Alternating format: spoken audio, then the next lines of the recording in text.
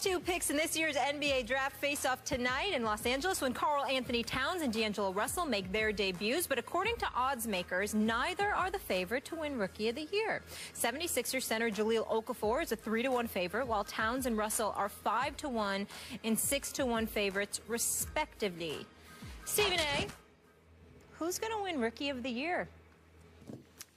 I got to tell y'all something. Okay. First of all, let's understand this. Karl Anthony Towns deserves to be the favorite to capture Rookie of the Year honors. The reason that I say that, Skip Bayless, is because not only is he going to be your starter at the 5, I spoke to Coach Sam Mitchell on my radio show for the Minnesota Timberwolves yesterday as well. And by the way, Skip, let's take a quick moment to pay our respects to the late, great Flip Saunders, definitely. Yes. head coach, president of the Timberwolves, and his passing. A wonderful guy. God we worked bless. with him here at ESPN. Obviously, Coach, God bless him and his family. Let's just say that. Yep. But when you look at Karl Anthony Towns, they've got him starting at the 5. So because he's going to start at the 5 and he's being schooled and tutored by KG, and he could also play that stretch 4, he's going to be in position to put up some decent numbers. And he's got the inside track on that. The reason why I don't consider him a lock, however, for Rookie of the Year, Skip, is because he's playing around a bunch of young guys. I'm not sold on Ricky Rubio, even though he's not that young. He's been around long enough.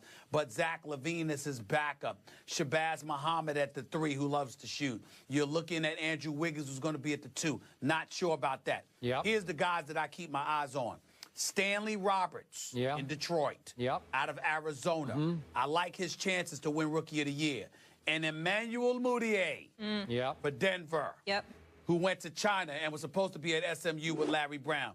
Those are the 2 that I think could knock Karl Anthony Towns off for Rookie of the Year. I'm not putting D'Angelo Russell because he's young, and I'm not putting Jahlil Okafor because he plays for the Sixers, who I think will suffer again this year.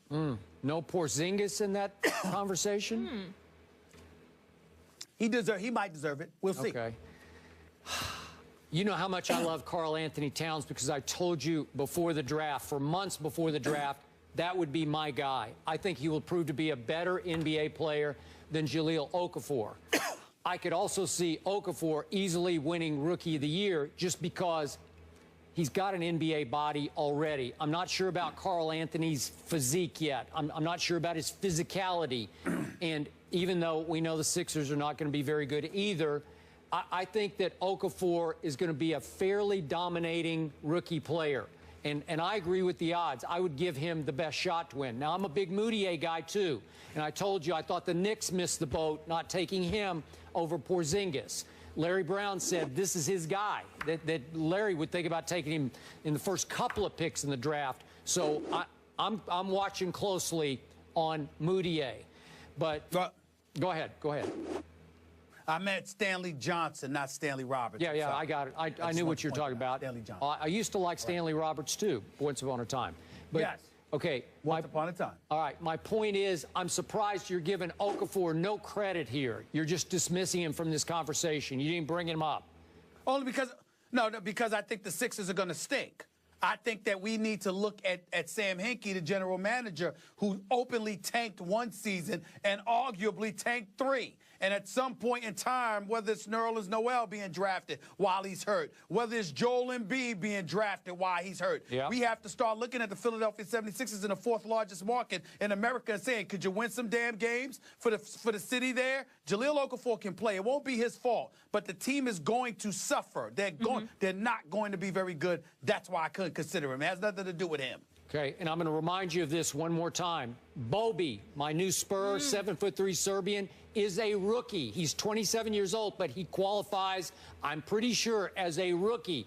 Let's not dismiss him from this conversation. A 27-year-old rookie? Yeah. I'm not sure about that. That's like senior citizen status for rookies. I don't like giving them that. Well, I don't like putting them in I'm pretty sure he qualifies. I know, but you better watch it. I'm looking for pops and flashes, just like crazy in football. Kareem Abdul-Jabbar. Come on now. Des Bryant will take part in practice Wednesday for the first time since suffering a foot injury in Week 1, a source told ESPN Cowboys reporter Todd Archer. Bryant is likely to be limited in his first work with teammates in more than 6 weeks, but his participation is a positive sign toward playing Sunday against the Seattle Seahawks. Skip Bayless, Des could be back. Des. Is he going to play Sunday? God, I think I should do this, Yeah. right? It's been a long time since I got to do this, Stephen A. Good, on the single shot. Just for the feel-goodness of it. Okay. He's ignoring us. Now, back to objectivity. Yeah. I guess there's a chance Des Bryant will attempt to play against the Seattle Seahawks at Jerry World on Sunday. I'm going to go Stephen A. on the Steelers. As we heard earlier in this show, Stephen A. Smith took the stance that he does not want Big Ben to play yet. He should save himself to make sure he's ready to go for the back half of the season by not playing this Sunday against the Cincinnati Bengals in Pittsburgh. That was Stephen A.'s earlier stance on this show. I'm going to take a similar one here on Des. I do not want him to play against the Rough Riders that are the Seattle Seahawks Legion of Boom. I don't think it is worth the risk because, and I'm going to be honest about this, Stephen A., I do not like my team's chances against the Seahawks at Jerry World this Sunday. Seattle owes Dallas. Dallas embarrassed Seattle at Seattle, as you recall, last year. The Legion of Boom snacks on backup quarterbacks like Matt Castle. In fact, it'll be the equivalent. Matt Castle will be like Oberto beef jerky, just another piece of beef jerky for Richard Sherman. You get out. What you get, what you put in. Yeah, we get it. And so Love that Oberto. little voice in my stomach, you know, Richard will be dropping a little Oberto Castle jerky down his throat to you this time. I just don't love it. I'm sorry. It's the wrong place, wrong time. If I'm Des, I wait one more week just to make sure that your surgery will take and hold. And let's go ahead and let it all fly against the Eagles the following week at Jerry World. I'm okay with that. I just don't like our chances this week against the Seahawks at home, where the Cowboys notoriously don't play very well anyway. Your thoughts, Mr. Smith? Well, Skip Bayless, first of all, let me say to you that I'm very, very proud of the position that you've taken. I mean, the fact that, you know, you seem to be echoing my sentiments, I mean, it just shows that you're with I'm learning. Learning from the best. on a daily basis. At the foot of the master. I'm just touched by that. Yeah. I even worked in Oberto. How good was that? Hey, listen, man. Hey, listen, man. I was just talking to somebody yesterday, you know, and they were talking to me about how if you go on Siri and you say Stephen A. Smith, it sounds like it's saying Stephen Naismith. So I love it. I love it. I give you credit for all of that because that's my favorite nickname of all. You did. You invented the sport of basketball, Stephen Naismith. Yes. Not just when it comes to basketball, evidently, you listen on other things as well. Because Des doesn't need to rush back. Why rush back for this? I mean, that's what this comes down to. What he needs to do is use these next couple of weeks to get himself in pristine condition. Yep. So when Tony Romo comes back, he's ready to aid Tony Romo.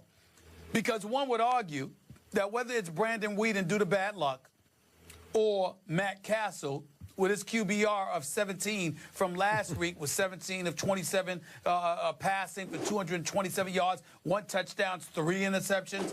You know, there's but so much that Des Bryant is going to be able to do if you got quarterbacks that tap dance excessively when pressure is applied in the pocket, when can't see over the line of scrimmage for whatever reason, or want to throw wants to throw a football that has more air under it, that is almost like floating in a balloon for crying out loud, which is one of the passes, one of the interceptions that Matt Castle threw. Yep. So when you look at it from that perspective, I totally agree with you. I think it's entirely wise for Des Bryant to wait. I think it's entirely wise for Des Bryant not to rush back.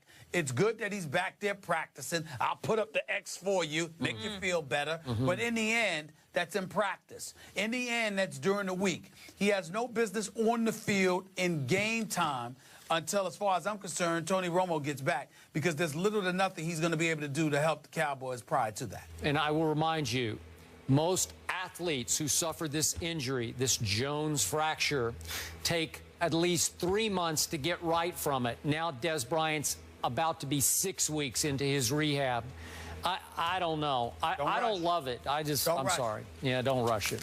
At least take a 2 full months off, which means an additional 2 to 3 weeks from now, before. I know it's hard because you're a Cowboy, and obviously they've lost 4 straight, and then you're looking at the possibility of them losing 6 to 7 straight. I know. Make it 8, make it 9. Who cares?